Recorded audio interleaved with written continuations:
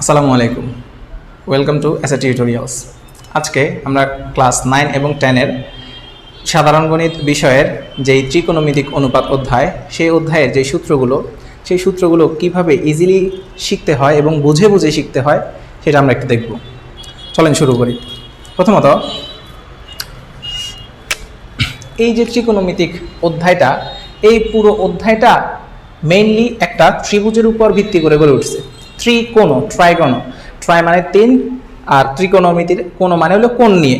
তো যাই হোক, আমরা যদি ত্রিকোণমিতির চিন্তা করি তাইলে একটা ত্রিভুজের কয়টা কোণ? 3টা কোণ। সাপোজ আমি এটার নাম দিচ্ছি এ, বি এবং সি। তাহলে এই এ বি সি সমকোণী ত্রিভুজের এ একটা কোণ, বি একটা কোণ এবং সি একটা কোণ। যেই কোণগুলোর মধ্যে বি কোণটা হচ্ছে একটা সমকোণ। বি কোণটা যদি সমকোণ হয়, সমকোণকে আমরা জানি এইভাবে প্রকাশ করতে হয়। Very well. এখন এই 3টা কোণের যেই অনুপাত, সেই অনুপাতগুলো নিয়েই এই পুরো ত্রিকোণমিতিক অনুপাত অধ্যায়টা সাজানো হয়েছে।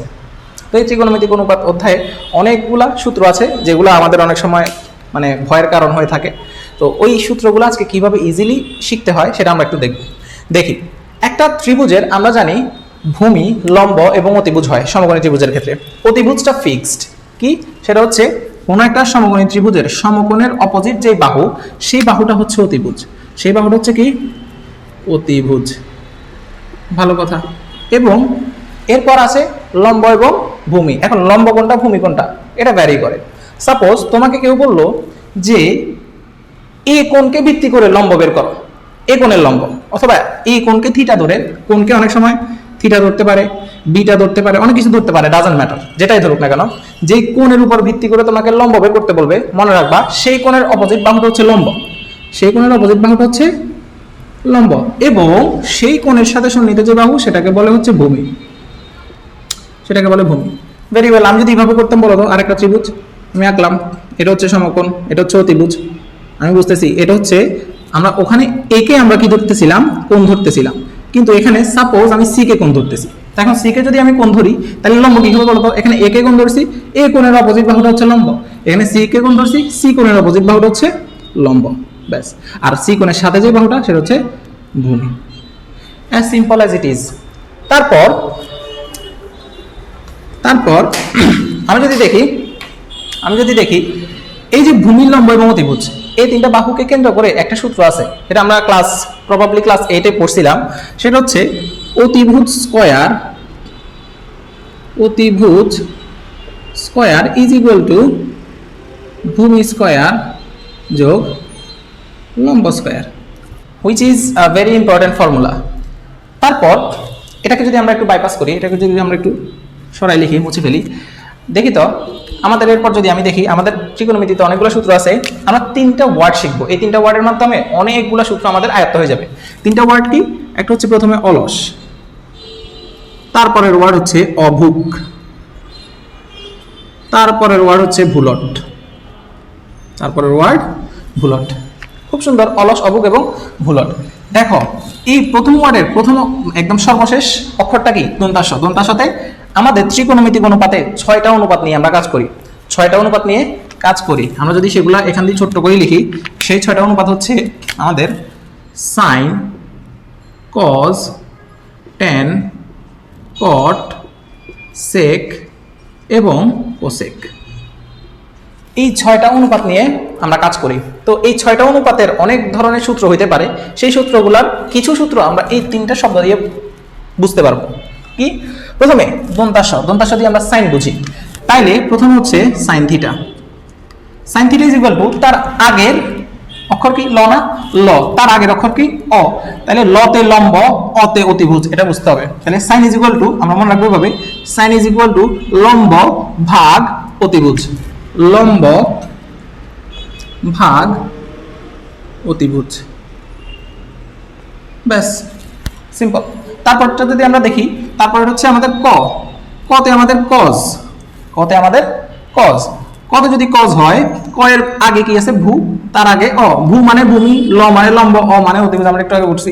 তো ভূমি আমরা পড়ছি সাইন ইজ ইকুয়াল টু লম্ব বাই অতিভুজ।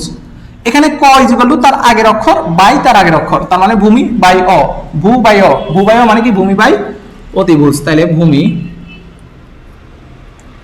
বাই অতিভুজ। তারপর ভূলট, ভূলট টতে কি ট্যান, খুব simple, tan theta. Tan theta যেগুলো কি হবে বলতো, লম্ব বাই ভূ, ল বাই ভূ, ল বাই ভূ মানে লম্ব বাই ভূমি, ব্যাস সিম্পল। তাহলে আমাদের অনেকগুলা সূত্র আমাদের শেখা হয়ে গেল, ভালো কথা। আমি এগুলো মুছে দিচ্ছি, হ্যাঁ ওকে, ভালো কথা। এখন এই যে ত্রিভুজ, ত্রিভুজটাকে আমি পাশে দিয়ে ছোট্ট করে আঁকবো, একটু মুছে দিলাম, ত্রিভুজটা ছোট্ট করে আঁকি, ছোট্ট করে।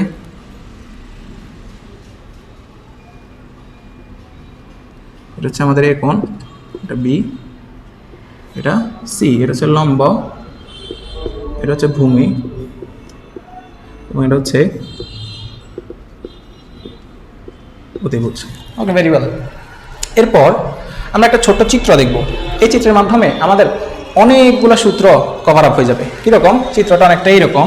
আমি যদি দেখি, চিত্রটা অনেকটা এইরকম। আমার চিত্রটা একটা ষড়ভুজ, চিত্রটা হচ্ছে একটা ষড়ভুজ। আমরা একটা ষড়ভুজ আঁকলাম, আঁকার পর এই পাশ থেকে এই কোণার সাথে এই কোণ আমরা অ্যাটাচ করে দিব, এই কোণার সাথে এই কোণার আমরা সংযোগ স্থাপন করে দিব, এবং এই কোণার সাথে এই কোণার আমরা সংযোগ স্থাপন করে দিব। করার পর মাঝখানে একটা 1 লিখব। তারপর আমাদের সিকোয়েন্সটা মনে আছে না, sine cos tan cot sec cosec, আমরা সেটা সুন্দরভাবে এখানে লিখে ফেলবো। Sine cos, sine cos tan cot sec cosec, ভালো কথা। এখন দেখো, এই ছোট্ট একটা চিত্র থেকে আমাদের কতগুলো সূত্র কভার আপ হয়ে যাবে। প্রথমে যদি আমি দেখি, দেখো সাইন এর ঠিক অপোজিটে কি আছে, কোসেক আছে। সাইন মানে হইল 1 বাই কোসেক, সাইন মানে হইল 1 বাই কোসেক। আমরা যদি সূত্রটা লিখি, তার মানে sine theta is equal to 1 by cosec. Doesn't matter যে এখানে থিটা থাকতে হবে, এটা ম্যান্ডেটরি না। এখানে থিটার বদল এ থাকতে পারে, বিটা থাকতে পারে, আলফা থাকতে পারে, অন্য কোনো কোণে এর ইয়ে থাকতে পারে, নাম থাকতে পারে। আমি জাস্ট সুবিধার জন্য থিটা দিলাম, sine theta is equal to 1 by cosec. তারপর আমরা যদি দেখি কজের অপোজিটে কি আছে, সেক আছে, তাহলে কস থিটা ইজ ইকুয়াল টু হবে 1 বাই সেক থিটা। সাইন যদি থিটা হয়, কোসেকও থিটা হবে, কস যদি থিটা হয়, সেকও থিটা হবে। এখানে কিন্তু অন্য কিছু বসানো যাবে না। তারপর tan theta is equal to কি হবে তাহলে বলো তো? খুব সিম্পল, ট্যানের অপোজিটে আছে কট, তার মানে 1 বাই কট থিটা, ব্যাস শেষ। Sine theta is equal to 1 by cosec, cosec is equal to 1 by sine, tan is equal to 1 by cot. এই চিত্রের মাধ্যমে হয়ে গেছে। ঠিক একইভাবে তুমি দেখো তো, কোসেক ইজ ইকুয়াল টু কি বলো তো? 1 by sine, sec is equal to কি বলো তো? 1 by cos, cot is equal to কি বলো তো? 1 বাই ট্যান। খুব সিম্পল। তাহলে আমরা বলতে পারি যে cosec theta is equal to 1 by sine theta, তারপর sec theta is equal to 1 by cos theta, তারপরে tan theta is equal to 1 by cot theta. মুখস্থ করা লাগতেছে না? তো sine theta is equal to 1 by cosec theta, cos theta is equal to 1 by sec theta, tan theta is equal to 1 by cot theta. ঠিক আছে, এবারে cosec is equal to 1 by sine, sec is equal to 1 by cos, tan is equal to 1 by cot. তার মানে আমি দেখতেছি sign সমান 1 by cosec, cosec সমান 1 by sign, উল্টা। এখান থেকে আমরা বলতে পারতাম কোসেকটার পাশে আসলে সাইনটার পাশে গেলে হয়ে যেত, ওখান থেকে দেখা লাগে না। তারপর আমরা চিত্রের মাধ্যমে ইজিলি মনে রাখতে পারি। ওকে, ভালো কথা। তাহলে আমি কিন্তু একটা জিনিস বুঝতেছি যে সাইন হচ্ছে কোসেকের উল্টা, গুণাত্মক বিপরীত, আবার কোসেক হচ্ছে সাইনের উল্টা, গুণাত্মক বিপরীত। ঠিক একইভাবে কজ হচ্ছে সেকের গুণাত্মক বিপরীত, সেক হচ্ছে কজের গুণাত্মক বিপরীত, ট্যান হচ্ছে কটের গুণাত্মক বিপরীত, এবং কট হচ্ছে ট্যানের গুণাত্মক বিপরীত। এই জিনিসটা থেকে, ছোট্ট এই জিনিসটা থেকে আমরা আরেকটা জিনিস বের করতে পারি। সেটা হচ্ছে, দেখো তো, সাইন ইজ ইকুয়াল টু লম্ব বাই অতিভুজ ছিল না? সাইনের বিপরীতকে বলবো কোসেক, সাইনের বিপরীত কোসেক। সাইন যদি লম্ব বাই অতিভুজ হয়, তার মানে কোসেক হবে অতিভুজ বাই লম্ব, ঠিক উল্টাটা। তাহলে আমি এখান থেকে সুন্দর মতো কি বলতে পারি, cosec theta is equal to অতিভুজ বাই লম্ব। একইভাবে কস কার বিপরীত? কস সেকের বিপরীত। এখান থেকে আমরা দেখতে পারি কস সেকের বিপরীত। কস যদি সেকের বিপরীত হয়, কস সমান যদি কস থিটা সমান যদি ভূমি বাই অতিভুজ হয়, তার মানে sec theta is equal to অতিভুজ বাই ভূমি। ঠিক এটার উল্টা। আবার tan থিটা সমান যেহেতু 1/cot থিটা, tan যেহেতু কটের উল্টা, তাই আমরা cot থিটা সমান কি লিখতে পারি? cot থিটা সমান আমরা লিখতে পারি ভূমি বাই লম্ব। কেন? কারণ tan ছিল লম্ব বাই ভূমি, কটে হবে ভূমি বাই লম্ব, ঠিক উল্টা। তার মানে আমরা এইগুলো একটাও শিখছি, কোনটা শিখি নাই। আমরা অলস, অবুক, ভুলট এই তিনটা শব্দ দিয়ে এটা বলে ফেলছি, এই চিত্রটা দিয়ে এটা বুঝে গেছি। যেহেতু সাইনের বিপরীত কোসেক, তাহলে সাইন সমান যদি লম্ব বাই অতিভুজ হয়, কোসেক ইজ ইকুয়াল টু অতিভুজ বাই লম্ব। কস সমান যদি ভূমি বাই অতিভুজ হয়, সেক সমান অতিভুজ বাই ভূমি, tan সমান লম্ব বাই ভূমি, কট সমান ভূমি বাই লম্ব। Very well. এরপর আমাদের আরো ছোট ছোট কিছু সূত্র আছে, সেই সূত্রগুলোর জন্য আমাদের ছোট্ট একটা কাজ করতে হবে। দেখো তো, সেই কাজটা করার আগে আমি আর একটা জিনিস বলে ফেলি। tan ইজ ইকুয়াল টু আমরা এখানে একটা ভাগ দিব, tan is equal to sine তার সাথেরটা ভাগ তারপর একটা। তাহলে আমি আরেকটা tan এর আরেকটা সূত্র বলতে পারি, tan theta is equal to sine theta by cos theta. তাহলে tan theta is equal to sine theta by cos theta. ঠিক একইভাবে cot theta is equal to cos theta ভাগ sin থিটা। এখান থেকে এটা সমান এটা ভাগ এটা, পাশেরটা ভাগ তারপরেরটা, আর cot theta is equal to তার পাশেরটা ভাগ তারপরেরটা, মানে ঠিক উল্টাটা। তাহলে cot theta is equal to cos theta by sin theta. এটা এভাবে না বললেও tan theta is equal to যেহেতু sin থিটা ভাগ cos থিটা, cot থিটা তার উল্টা, tan থিটার উল্টাটা cot থিটা। তো tan থিটা যদি sin theta by cos theta হয়, cot theta cos theta by sin theta হবে। খুব সিম্পল। এভাবেও বলা যায় cot theta is equal to তার পাশেরটা বাই তারপরেরটা, tan theta is equal to তার পাশেরটা বাই তারপরেরটা, অথবা tan theta is equal to sin theta by cos theta হলে cot theta is equal to cos theta by sin theta. খুব simple. Okay, এরপর আমরা আরেকটা ছোট কাজ করব, যেটা দিয়ে আমাদের আরো অনেকগুলো সূত্র শেষ হয়ে যাবে। সেটা হচ্ছে আমরা এখানে এই চিত্রের মধ্যে একটু মডিফিকেশন আনবো। কি? প্রথমে আমরা এখানে এই রকম করে একটা দাগ দিব, তারপর এখানে এই রকম করে একটা দাগ দিব। মাঝখানে কয় ঘর গ্যাপ রাখছি? এক ঘর। এখানে আবার আমি এক ঘর গ্যাপ রাখবো, তারপর এখানে একটা দাগ দেব। চিত্রটা কিন্তু অবশ্যই সবসময় সেম, সমান্তরালে যাবে, তারপর উপর দিকে, সমান্তরালে উপর দিকে, সমান্তরালে উপর দিকে, উল্টাপাল্টা এদিক থেকে গিয়ে এদিকে এরকম করা যাবে না। ওকে, চিত্রটা আঁকার পর আমি চিত্রের এই মাঝ বরাবর একটা প্লাস চিহ্ন দিব, মাঝ বরাবর একটা কি দিচ্ছি? প্লাস চিহ্ন দিচ্ছি। এবং এটা করার জন্য আমার সবগুলো অনুপাতের উপর স্কয়ার থাকতে হবে, সবগুলোর উপর কি থাকতে হবে? Square, mandatorily. এখন আমি যদি দেখি স্কয়ার দেওয়ার পর কি হবে, স্কয়ার দেওয়ার পর দেখো তো মাঝখানে একটা কি চিহ্ন আছে? যোগ চিহ্ন আছে। যেহেতু প্লাস চিহ্ন আছে, তার মানে আমি একটা জিনিস বুঝতে পারতেছি, সেটা হচ্ছে এই যে এই মাথা যোগ এই মাথা সমান উপরের মাথা। এই কোণাতে যা আছে এটার সাথে যদি যোগ করি ওই মাথার ওই কোণা যেটা আছে সেটা, তাহলে আমরা পাবো হচ্ছে উপরেরটা। আমরা যদি একটু দেখি সেটা কিভাবে, সেটা হবে এরকম অনেকটা। যদি এখান দিয়ে লিখি তাহলে সাইন স্কয়ার থিটা যোগ সাইন স্কয়ার থিটা যোগ কজ স্কয়ার থিটা সমান কি হবে বলো তো? উপরেরটা কত? 1। ব্যাস, শেষ। তাহলে sine square plus cos square সমান যদি 1 হয়, আমরা এখান থেকে কিন্তু আরো বের করতে পারি। কিভাবে? তুমি সাইন স্কয়ারকে পাশে পাঠিয়ে দাও, শুধু কজ স্কয়ার রাখো, কজ স্কয়ার থিটা সমান 1। সাইন স্কয়ারের পাশে গেলে কি হবে? Minus sine square theta. এখন তুমি শুধু কজ বের করতে চাও, শুধু কজ বের করো, কজ থিটা সমান 1 minus sine square theta root over স্কয়ারটার পাশে গেলে রুট হয়ে গেল। ব্যাস, শেষ। তাহলে আমরা এই সূত্র থেকে এগুলো বের করে ফেললাম।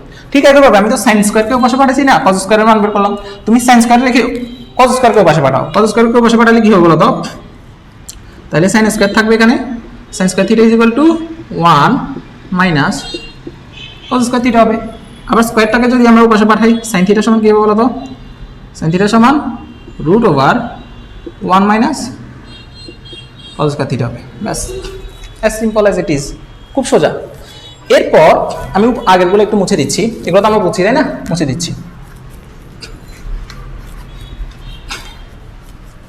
এরপর আমি যদি দেখি, দেখো তো sine square is equal two, আমরা এটা পাইলাম যে sine square plus cos square সমান তার মাথারটা 1। এখন দেখো তো এখানে একটা চিহ্ন আছে না? যেহেতু এখানে চিহ্ন আছে, সেহেতু আমরা যদি বলি 1 প্লাস কট স্কয়ার সমান কোসেক স্কয়ার, এটাও কিন্তু হবে 1 plus cot square is equal two cosec square. তাহলে আমি যদি এটা লিখি যে 1 plus cot square theta is equal two cosec square theta, তাহলে আমরা দেখলাম যে 1 plus cot square is equal two cosec square, 1 plus cot square is equal two cosec square. আগের মতো আমরা sin square plus cos square is equal to 1 লিখছি, সেরকম 1 plus cot square যদি কোসেক স্কয়ার হয় আমরা কি বলতে পারি না 1 টাকে পাশে পাঠিয়ে দিই, কট স্কয়ার সমান কি হবে বলতো, কট স্কয়ার থিটা সমান কোসেক স্কয়ার থিটা মাইনাস 1। ঠিক একইভাবে শুধু কট সমান কত হবে বলতো, শুধু cot theta is equal to root over cosec square theta minus 1। ব্যাস শেষ। একইভাবে আমরা তো প্রথমে 1 কে পাঠাইছি, এবার শুধু 1 রাখি কট স্কয়ার কে পাশে পাঠাই, একই 1 সমান কি হবে বলতো, 1 সমান কোসেক স্কয়ার থিটা মাইনাস কট স্কয়ার থিটা। ব্যাস, খুব সিম্পল। তাহলে আমরা এখানে আরো একটা দুইটা তিনটা চারটা জিনিস শিখে ফেললাম। আমরা আসলে শিখিনি, আমরা আসলে বুঝছি জিনিসটা। তো এরপর আমাদের এখানে তো গ্যাপ, এখানে কোনো চিত্র নাই, এখানে আবার আছে tan স্কয়ার এই মাথা প্লাস এই মাথা, এই মাথায় আছে tan স্কয়ার, এই মাথায় আছে 1, তাহলে tan স্কয়ার প্লাস 1 সমান আমার কি হবে sec স্কয়ার। আগের মতো ঠিক একই যে tan square theta plus 1 is equal to sec square theta. ব্যাস শেষ। আমরা তো, এটা কি খুব কঠিন? খুব কঠিন না, কিন্তু একটু বুঝলে কঠিন না। তারপর tan স্কয়ার থিটা প্লাস 1 সমান আমরা sec স্কয়ার থিটা দেখলাম। এখন আমি যদি 1টাকে পাশে পাঠাই, আবার আগের মতো একটা থেকে অনেকগুলো বের করা যায়। tan square theta is equal to sec square theta, 1টাই পাশে প্লাস আছে, পাশে গেলে মাইনাস 1। ব্যাস। আমি যদি 1টাকে না পাঠাই, আবার এখান থেকে tan ও বের করা যায়। শুধু tan সমান কি বলতো, tan থিটা সমান sec স্কয়ার থিটা মাইনাস 1, পুরোটার উপর রুট। আবার আমি যদি tan, আমি 1 কে পাশে পাঠাইছি, 1 কে যদি পাশে না পাঠাই, 1 কে রেখে tan স্কয়ার কে পাঠাইতাম, তখন কি রকম হতো বলো তো। এখন আমি tan স্কয়ার কে প্রথমে 1 কে প্রথমে ওখানে পাঠালাম, পাঠানোর পর আমরা tan স্কয়ারের একটা সূত্র পাইলাম, tan square is equal to sec square minus 1। আবার স্কয়ারটাকে পাশে পাঠাই, রুট পাইলাম, tan theta is equal to root over sec square minus 1। এখন যদি আমি 1 কে যদি পাশে না পাঠাই, tan কে পাঠাইতাম, তাহলে কি রকম হতো। আমি যদি 1 কে পাশে না পাঠাই, tan কে পাঠাইতাম, তাহলে 1 সমান কি থাকতে বলতো, 1 সমান sec স্কয়ার, tan টাও পাশে গেলে মাইনাস tan স্কয়ার হতো না, মাইনাস tan স্কয়ার হতো। তাহলে 1 সমান আমি লিখতেছি sec square theta minus tan square theta. তাইলে আমরা অনেকগুলো সূত্র, এখানে আমি কয়টা তো হিসাব করি নাই, অনেকগুলো সূত্র এর আগে যেগুলো মুছে দিছি, সবগুলা মিলাই আমাদের কি 3টা ওয়ার্ড এবং একটা চিত্র। 3টা ওয়ার্ড কি, অলস, অভুক এবং ভুলট। অলস, অভুক এবং ভুলট। অলস,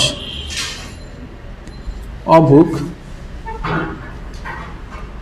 এবং